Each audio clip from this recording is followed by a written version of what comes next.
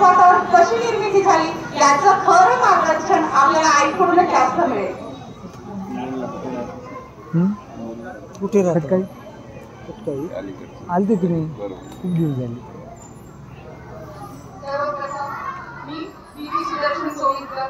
मी आज खूप अभिमानाने सांगू इच्छिते की मी एका श्रवण बाळाला जन्म दिलेला आहे. या गोष्टीचा मला इतका सार्थ अभिमान आहे आणि त्याच्यामुळं मला आज एक छान स्पीच द्यायला किंवा बोलायला तुमच्याशी तिथूच करायला भेटायला हे पण मला खूप छान वाटत आहे. श्रवण बाळा का म्हटलं मी त्याला, तो इतका आदर्श मुलगा आहे की मी त्याच्या आई वडील जे म्हणले ते त्याच्यासाठी एक काळ्या दगडावरची रेष होती. त्यांनी माझा एक न एक शब्द प्रत्येक वेळेस, अशी कोणती वेळ नाहीये सर की त्यांनी तो ऐकला नाही. प्रत्येक वेळेस त्यांनी तो शब्द माझा ऐकला, म्हणून तो आज इथपर्यंत पोहोचला आहे. तुम्हाला पण मी मुलांना एकच गोष्ट सांगते, आई वडील हे आपल्या फक्त कल्याणासाठी बसलेले असतात. त्यांच्या इतकं आपल्या म्हणजे त्यांच्या मनात आपल्याला किती यश भेटावं ह्याची पूर्वकल्पना चालू असते. त्यांना अनुभव जास्त असतो.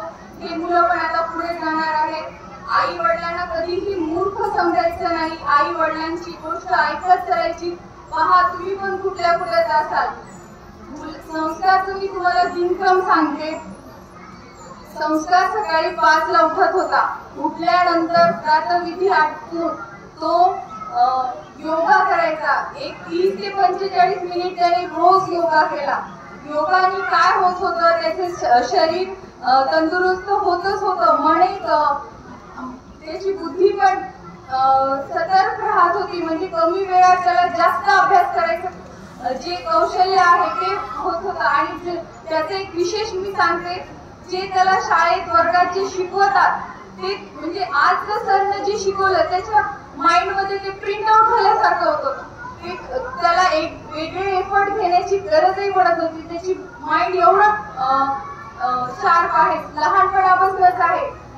माइंड सोबतच त्यांनी मेहनतही खूप केली, म्हणून त्याला हे यश भेटलंय.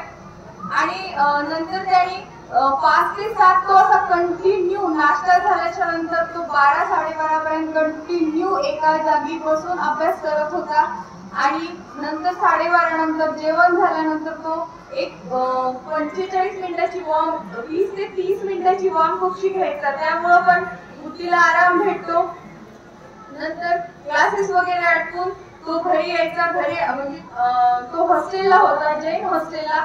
अशी एक संकल्पना होती सर की कोट्याला गेलं की पॅरेंट्सना सोबत गेलं तरच मुलगा सक्सेसफुल होईल, नाही तर नाही होणार. पण माझा मुलगा हा सर हॉस्टेलला राहिला.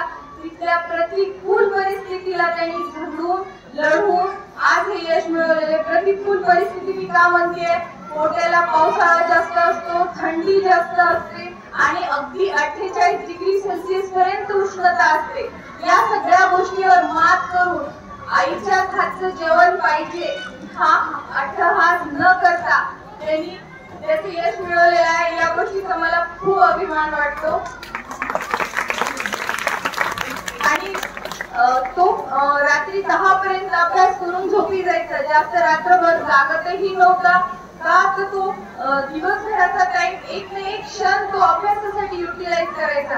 बरेच मुलं काय करतात, 1 तास टीव्ही पाहायचा, 1 तास मोबाईल खेळायचा, पिक्चरला जायचं, आउटिंग करायची, मित्र मंडळी, एक नाही अनेक गोष्टी असतात की ज्या मुलांना डिस्ट्रॅक्ट करतात. त्या डिस्ट्रॅक्शन कडे लक्ष न देता त्यांनी आपलं एम कडे फोकस केलं आणि हे ध्येय साध्य केलं. माझी पण सगळ्यांकडून एकच इच्छा आहे की तुम्ही पण तुमचं उज्ज्वल यश भेटावं.